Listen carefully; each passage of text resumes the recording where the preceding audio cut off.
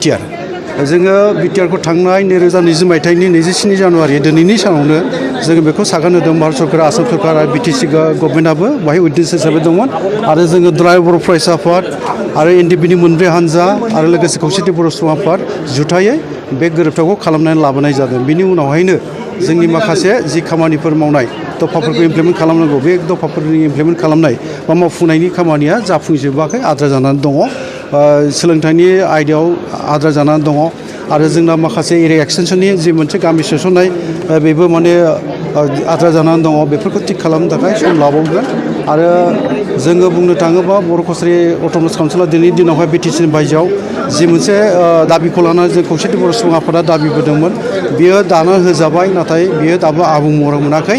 बिनि थाखाय जोङो सरकाराव थानानै खामानि मावगासिनो दङ आरो खोथा होदों आरो बे खोथा होनायखौ लानानै सरकारा खोथा होनायखौ जों फोथायनानै जों खामानि मावगासिनो दङ आरो जोंहा फोथायनाय दङ मोनगोनां जोंनि आसामनि गिबि मन्थ्रि बिथां डक्टर हिमन्त बिश्व शर्मा बिथांनि सायाव बिथाङा थाबैनो मावफुंना होगोन बेखौ जों फोथायनानै दङ। मानोना जोंनि गामि सोसननाया दाबो जाफुंजोबाखै।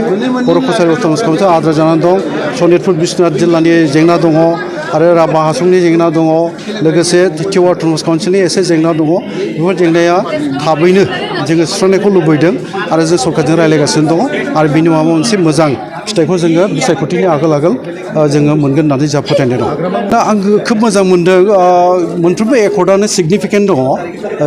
बिएससि एकर्डआबो बे मोनसे बै समनि थासारिजों गोरोबनाय मोनसे जोंनि गोरोबथामोन आरो बिनि उनावहाय जोङो भारत सरकार आरो आसाम सरकार लोगोसे बड' लिबारेसन टाइगारा 2003 मायथाइनि जि फेब्रुवारि जि मोनसे गोरोबथाखौ खालामदों बैहाबो मोनसे आलादा सिगनिफिकेन्ट दङ। मानोना बे समावहाय बर'नि मोनसे गिदिरथार जों देरहानायखौ बुंनांगोन माखासे राजखान्थि इसुफ्राथ' बेवहाय जोङो बुंनांगोन आरो बेजों लोगोसे बर' रावा बे समावनो 2003 मायथाइनि जि फेब्रुवारि जि मोनसे गोरोबथामोन बिएलटिजों जानाय गोरोबथा बावहायनो 8थि फारियाव बे सोसनजादों। भारतनि संबिजितआव मोनसे गनायथि मोननाय मोनसे राव हिसाबै बेखौ सोसननो हानाय जादों। दा बे रावा दिनैहाय बर' रावखौ लानानै जोङो गोग्गानो हायो।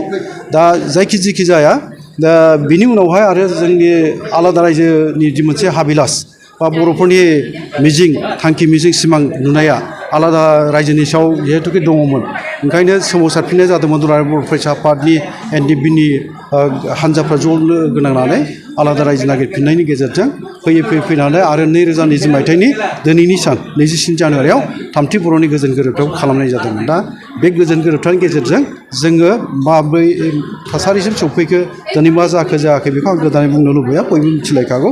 नाथायबा जोंनि एकर्डनि जि क्लजेसफोर दङ बेयो एसे मावफुंनो दंबावो आद्रा जानानै दङ बेखौ थाबै मावफुंगोन होनना जोंहा फोथायनाय दं।